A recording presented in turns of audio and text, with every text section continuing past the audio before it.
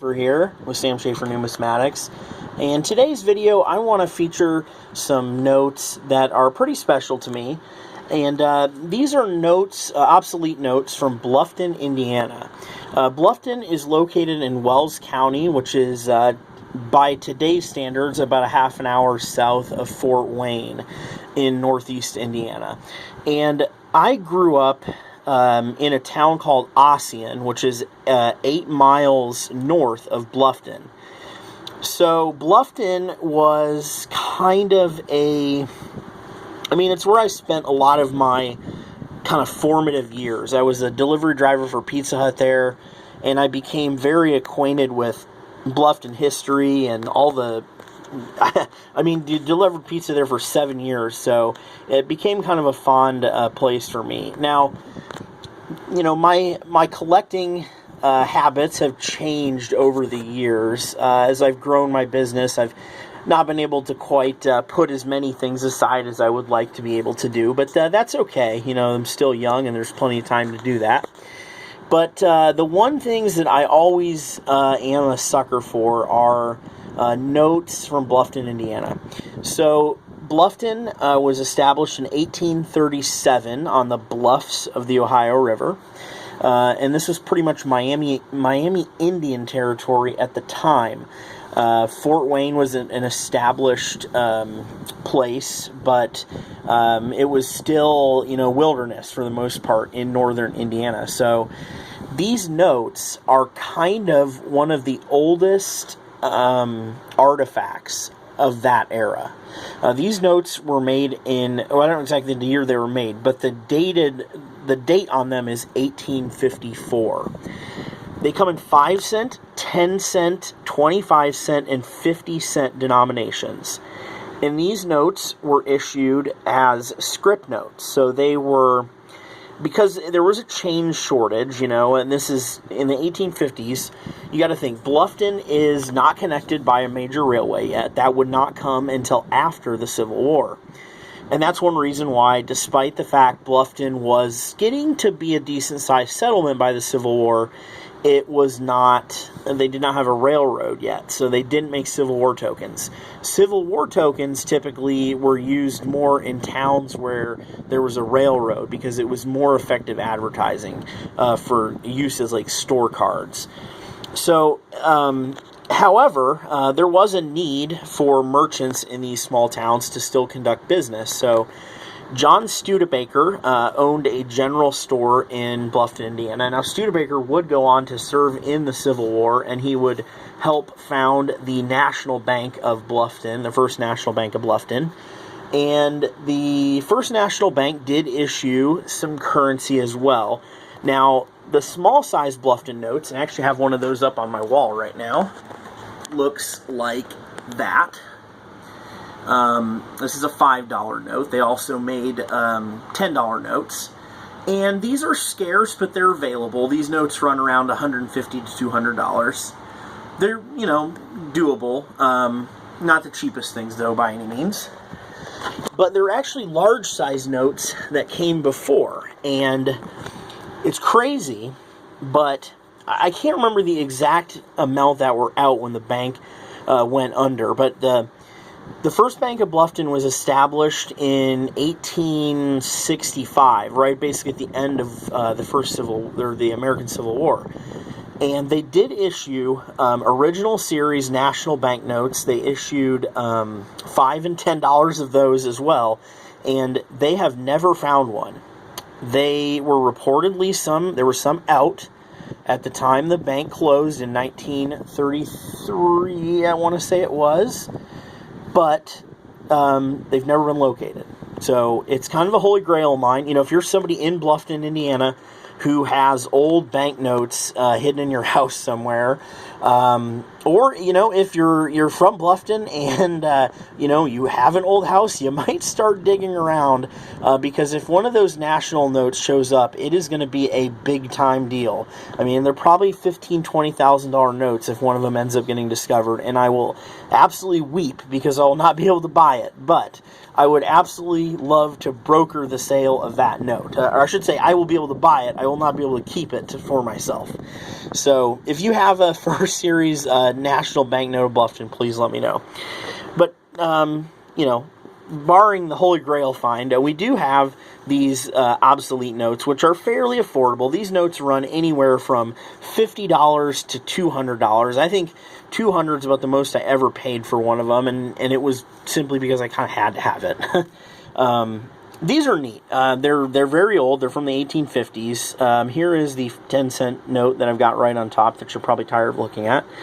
You can see that's got the 1854 date there in the old fountain pen that they would use.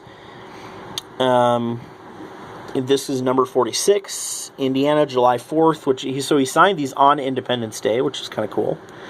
Then we have John Studebaker's signature. And like a lot of obsolete notes of that era, you have sort of these allegorical figures on there.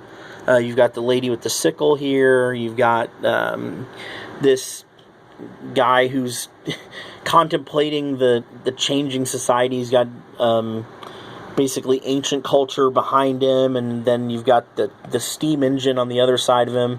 And then you have, of course, the Native American, the stoic Native American, who is, of course, at this time in history being exterminated. So that's fun. But, that was one way to nationally galvanize everybody, focus on something that, a conquered foe, basically. Here's a 25-cent note. This is a fine 12, and this is the first note of, that was a better grade than I ever bought. It does have some rust stains on it.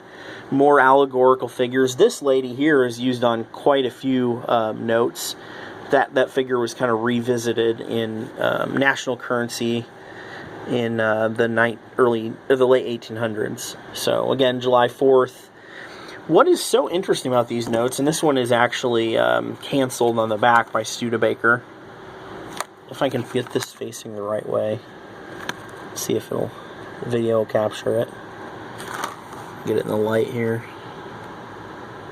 Oh, come on, video, focus. Oh, it's not going to want to focus real well, but you can kind of get the idea that there's a stamp there that says Studebaker on it.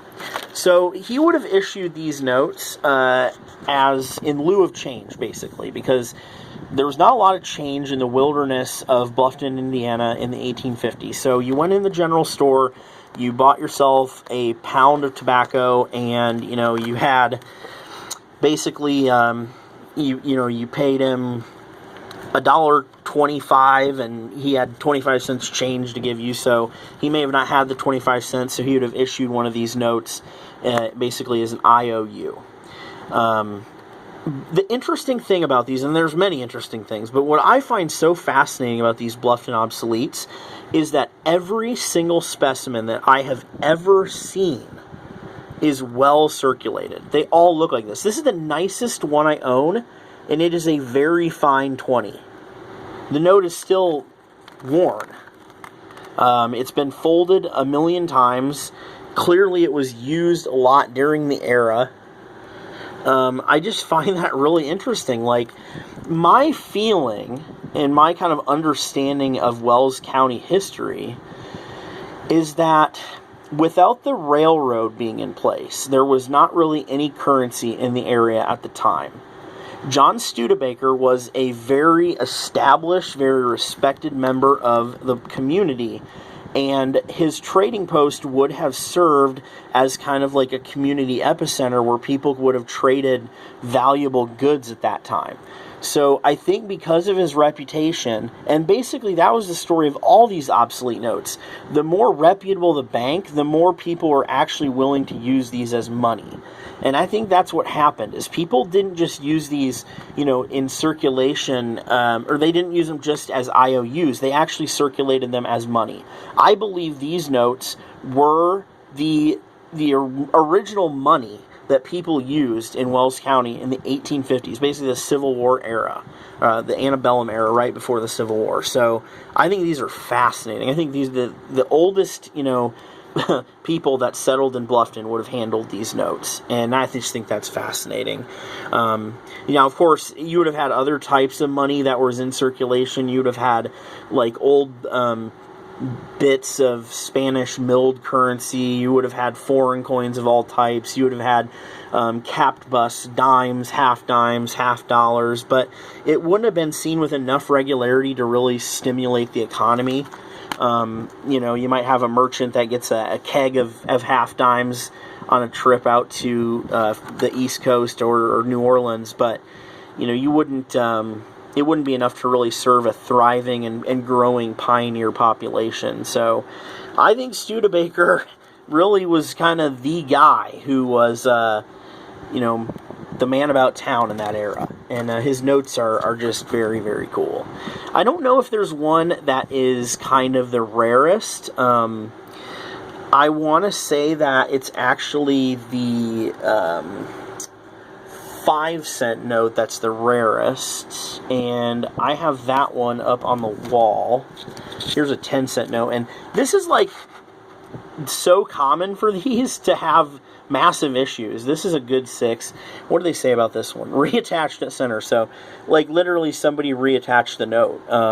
This was really messed up, and you can see here there's all sorts of things going on. I don't know if this red stuff is like wax or glue or blood stains from conflicts, you know, the Civil War. I don't know, but it's very interesting. So I just love these notes. They're my favorites. I love collecting the Bluffton Obsoletes.